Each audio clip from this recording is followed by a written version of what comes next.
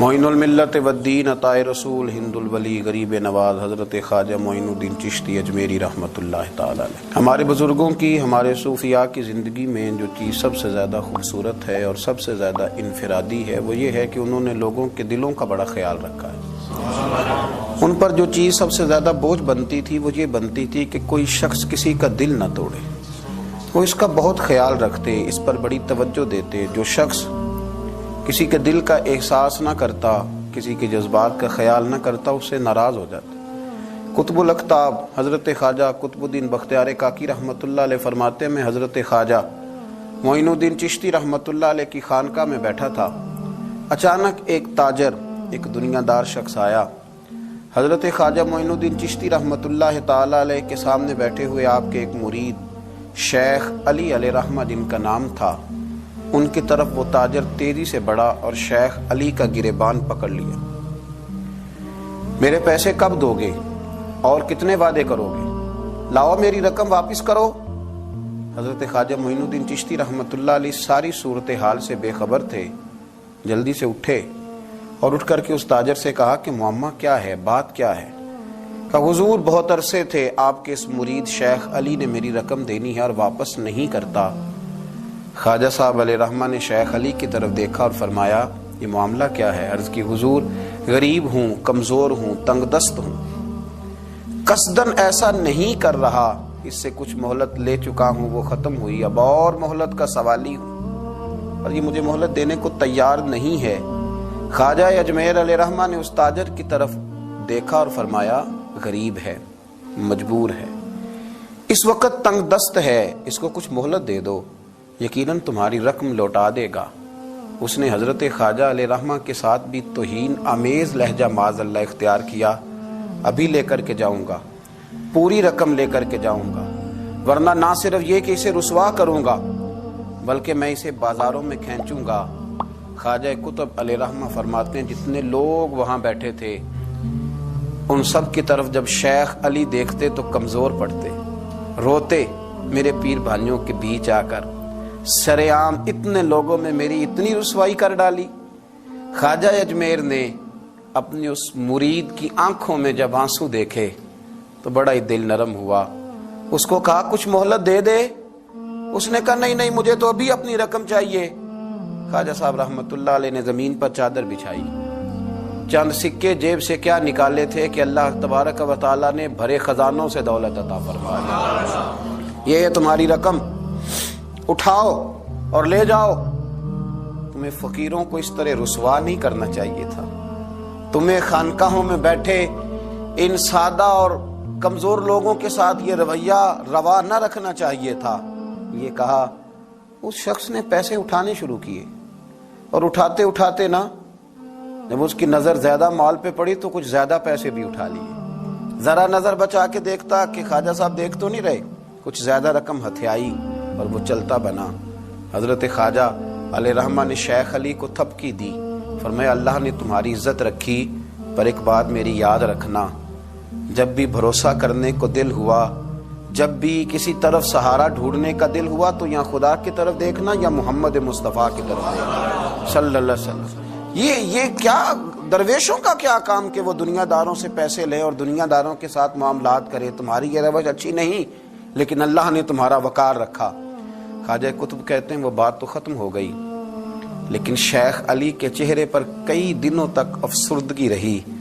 وہ ان سب لوگوں کو پلٹ پلٹ کے دیکھتے جن کے سامنے آ کے اس نے گریبان پکڑا تھا تو بیچاروں کی طبیعت بگڑتی، دل پہ افسوس ہوتا، اس کو ایسا نہ کرنا چاہیے تھا، میری غریبی کا یوں مذاق نہ اڑاتا۔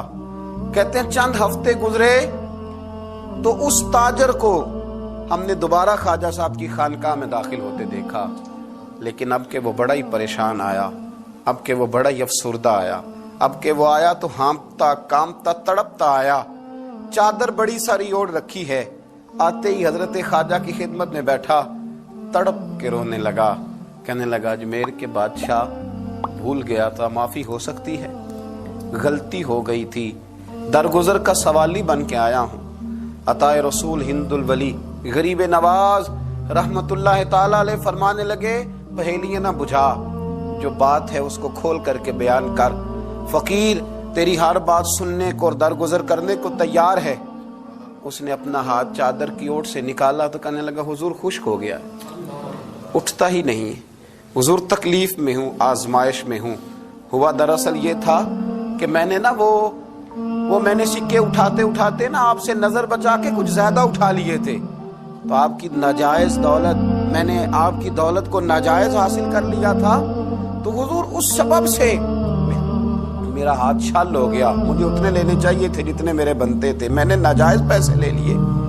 خواجہ اجمیر فرمانے لگے دنیا دار ہے تو ابھی تک دنیا داری میں ہی اڑا ہوا ہے. تو دنیا دار ہے تو ابھی تک تیرا خیال سکوں میں, پیسوں میں, دھیلوں اور اشرفیوں میں اڑا ہوا ہے. فرمانے لگے مجھے پتا تھا تو زیادہ اٹھا رہا ہے, لیکن فقیر کے پاس جو خزانے ہیں وہ اس کے ذاتی نہیں, وہ رب کریم کے دیے ہوئے ہیں. اللہ کے خزانوں میں سے کوئی لے گیا تو لے گیا, لیکن تو یہ کیا سمجھتا ہے کہ زیادہ سکے اٹھانے کی وجہ سے تیرا ہاتھ چھل ہوا ہے؟ یہ اس لیے تیرا ہاتھ خشک ہو گیا ہے کہ تو نے ایک فقیر اور درویش کو بھرے مجمع کے اندر رسوا کر ڈالا تھا. تیرا زیادہ پیسے لینے کی وجہ سے ہاتھ کمزور نہیں پڑا, بلکہ وہ جو تو نے اس غریب کے گلے میں ہاتھ ڈالا تھا اور اسے رسوا کر ڈالا تھا, تو کیا سمجھتا ہے وہ لاوارث ہے؟ اگر وہ کمزور ہے, تنگ دست ہے, تو بندہ تو رب کریم کا ہی ہے نا. جو تاجر, سیٹھ, نواب اور ذمہ دار کا رب ہے, غریبوں کا بھی وہی رب ہے, ان مسکینوں کا بھی وہی رب ہے, ان کمزوروں کا بھی وہی رب ہے. کہنے لگا حضور معافی کا سوال ہی ہوں. فرمایا اٹھ کے جا اور بڑے مجمع میں جا کے ایک دفعہ اس درویش سے معافی مانگ. مجھے امید ہے عرش کا رب تیرے سارے گناہ معاف فرما دے گا. ایک دفعہ معافی مانگ لے, جا سوال کر لے. وہ شیخ علی کے سامنے آ کے کھڑا ہوا, وہ کہنے لگا اگر آپ معاف کر دیں تو میری تکلیف دور ہو جائے گی. شیخ علی کی آنکھوں میں چھم چھم آنسو برسے. کہنے لگا آپ نے معاف کیا کہ نہیں کیا؟ کہنے لگے یار تو تاجر ہے, تو ذمہ دار ہے, تیرے دل میں پتہ نہیں کیا تصور ہے, پر میں نے تو معاف کرنا ہی ہے, اس لیے کہ نہ میں تاجر ہوں, نہ میں ذمہ دار ہوں, نہ میں دنیا دار ہوں, میں تو غریب نواز کا ماننے والا ہوں. میری مجبوری ہے کہ جس شخص کا میں نوکر ہوں نا, اس نے سکھایا ہی معاف کرنا ہے. جس کے در دولت پہ میں رہتا ہوں, انہوں نے درگزر کرنا سکھایا ہے. ادھر جب معافی ہوئی تو خواجہ اجمیر نے تھپکی بھی دی, دعا بھی فرمائی, رب کریم نے شفا عطا فرما دی. تو خواجہ اجمیر فرمانے لگے میاں جا, تیری تندرستی ہوگی, چلا جا. کہنے لگا حضور اب کس نے جانا ہے, اب تو میں تیری دہلیز پہ جھاڑو دیا کروں گا. یہ ہاتھ جو تیری دعا کی برکت سے شفا یاب ہوا ہے اجمیر کے والی, اب میں یہاں جھاڑو دوں گا, اب میں یہاں نوکری کروں گا. خواجہ اجمیر پھر بولے اور لفظ پھر ایک دفعہ فضا میں گونجے. فرمایا یاد رکھنا, ہاتھوں کی تندرستی سے لے کر روحوں کے بیدار رہنے تک, اگر تو چاہتا ہے نا کہ تیرے اندر کبھی کمزوری نہ آئے, تو پھر کسی غریب کا دل توڑنے سے بچتے رہنا, پھر کسی مسکین کو رسوا کرتے سے بچتے رہنا. اگر اللہ دولت دے, اقتدار دے, کچھ لوگوں کو تیرا دست نگر بنائے, پھر ذرا احتیاط کرنا, لفظوں پہ ذرا تھوڑا سا محتاط ہو کے رہنا.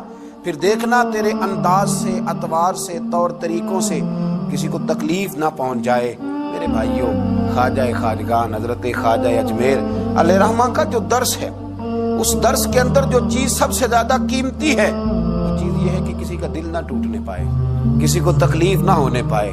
خواجہ اجمیر کے ماننے والے بھی اگر دلوں کے ٹوٹنے کا خیال رکھتے رہیں گے, دوسروں کے جذبات پر توجہ رکھتے رہیں گے, تو انشاءاللہ خواجہ کا فیض نصیب ہوتا رہے گا. انشاءاللہ ان کے کرم کی برکھا برستی رہے گی. اللہ ہمیں ان کے فیض سے فیض یاب فرمائے. آخر دعوانا الحمدللہ.